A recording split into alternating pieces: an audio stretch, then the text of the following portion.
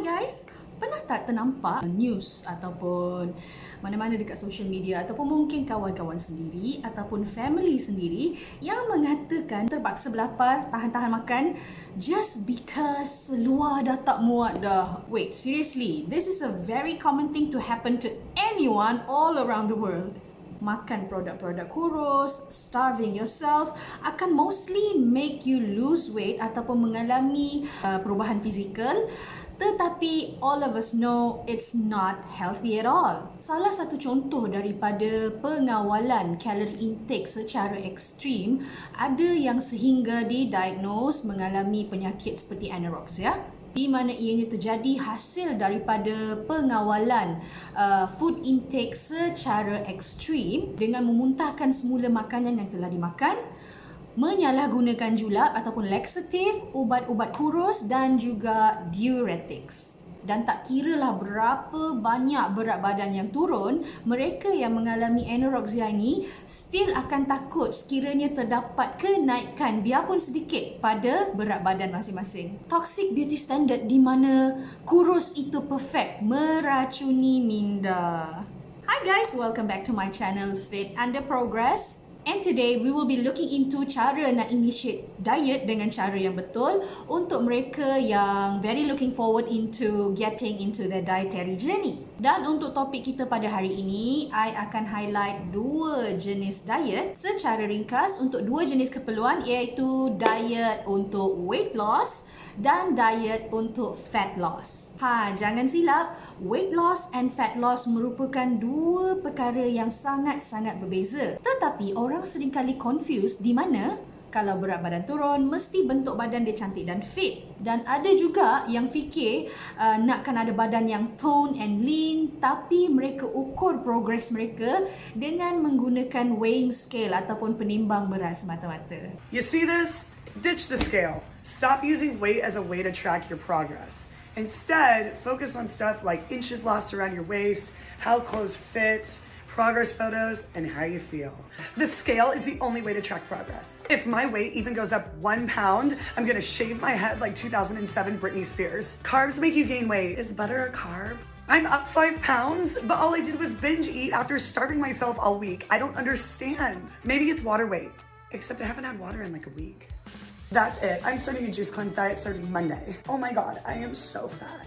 Let's face the fact, even if kita translate weight loss and fat loss ke bahasa Melayu, dua perkara ini mempunyai maksud yang sangat-sangat berbeza. Now, sebelum kita masuk ke bab diet, mari kita fahami dahulu apa itu weight loss dan apa itu fat loss. Weight loss adalah merujuk kepada pengurangan berat badan secara overall dan ianya termasuklah muscle weight, fat weight dan juga water weight. Dan dari situ we can see a visible significance di mana biasanya kita akan merujuk kepada progress, di mana kita akan menggunakan penimbang berat ataupun weighing scale untuk membandingkan before and after results. Manakala fat loss pula adalah merujuk kepada goals yang lebih spesifik lagi, iaitu pembakaran lemak.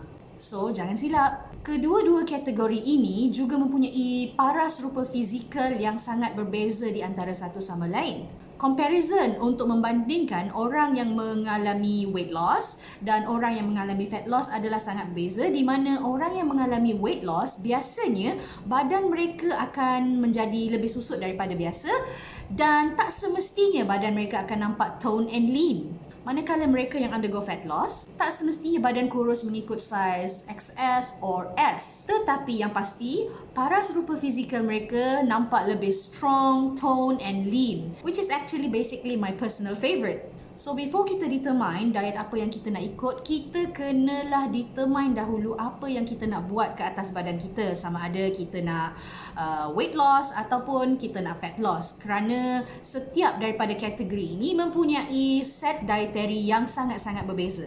Begitu juga dengan bentuk workout yang kita akan buat untuk complement nutrients yang kita intake juga akan menjadi berbeza di antara satu sama lain. Proses realization ini sangat-sangat penting kerana kita kena tahu apa yang kita nak dahulu, barulah we jump into a certain lifestyle. Sama macam memasak, kita kena kenal bahan dahulu, barulah boleh masak.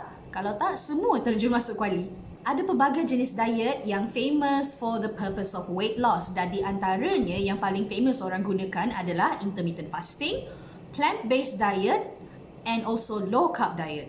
In general, jika kita cut dalam lebih kurang 500 ke 1000 kalori daripada normal portion yang kita biasa ambil sehari-harian, kita mampu mengurangkan 0.5 kg dalam masa seminggu. Amalan suku-suku separuh sebagai permulaan adalah amat disarankan sebagai langkah untuk mengawal portion makanan. Apa itu suku-suku separuh? Suku carbs seperti complex carbs, suku protein daripada sumber-sumber protein seperti ikan, ayam dan telur, dan juga separuh fiber iaitu sayur-sayuran dan buah-buahan. Transition juga amat penting sebelum kita mula menyesuaikan diri dengan actual diet itu sendiri. At least kena bagi badan kita peluang untuk menyesuaikan diri dengan new dietary set plan. Kerana kita tak nak badan kita terkejut. Our goal is to make it as a lifestyle dan bukannya crash diet. Kerana crash diet memang mempunyai failure rate ataupun dropout rate yang sangat-sangat tinggi dan biasanya mereka yang mengamalkan crash diet ni akan terkandas di tengah jalan. Pengurangan gula, kanji dan juga refined carbs adalah amat penting untuk mengurangkan kalori intake. Gantikan ketiga-tiga elemen ini dengan simply switching them to complex carbs. Dengan cara itu, your hunger level will be at bay dan dalam keadaan yang terkawal, sebab kita still akan rasa kenyang and obviously you will consume lesser calories afterwards. And obviously cara memasak makanan juga amat-amat penting. Elakkan daripada deep fried, biasakan diri dengan makanan seperti soup, steam ataupun grilled. Okey, jom kita lihat apakah itu fat loss diet. Fat loss diet adalah diet yang lebih spesifik, whereby diet jenis ini biasanya digunakan oleh orang yang ingin nampak tone and lean, di mana mereka nak menampakkan sedikit muscle definition.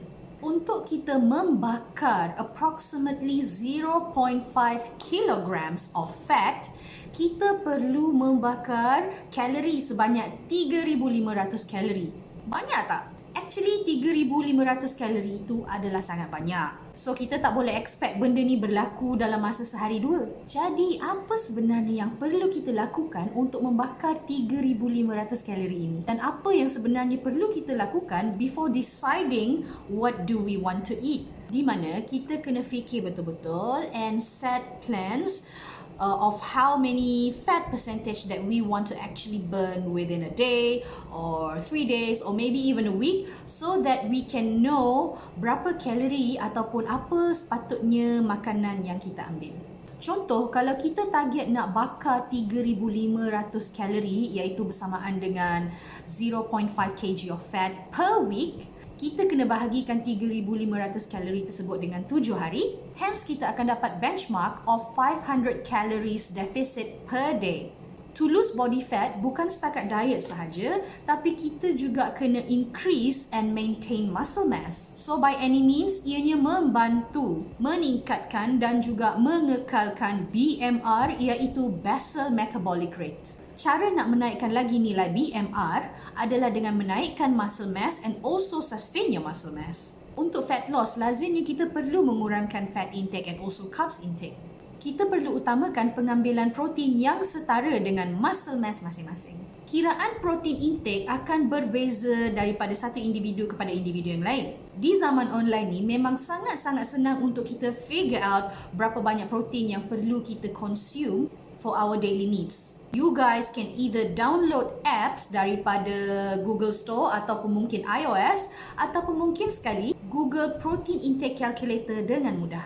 Daripada pengiraan yang spesifik ini, barulah you guys boleh determine portion makanan yang you kena ambil. Buah dan sayur-sayuran amat penting untuk you guys. And on top of all, senaman memang tak boleh skip sama sekali. Tak boleh harap diet sahaja. Fungsi senaman adalah untuk menaikkan lagi metabolism agar nutrien ataupun makanan yang kita ambil dapat diserap secara efektif ke dalam badan dan tidak meninggalkan sisa ataupun balance yang kemudiannya akan di-convert menjadi fat jika tidak digunakan. That's it for today guys. Hope it helps to clarify apa yang patut And if you guys nak tahu lebih detail tentang jenis makanan, pengiraan BMI dan BMR, please DM me at IG fit_progress and I will always make time to help you out. Subscribe and like so I boleh terus-menerus memberikan you informative contents dari semasa ke semasa. See you on my next video and don't forget to check out my link that I drop down below untuk view video tentang 3 superfood yang bagus untuk membina otot. Live life and love yourself.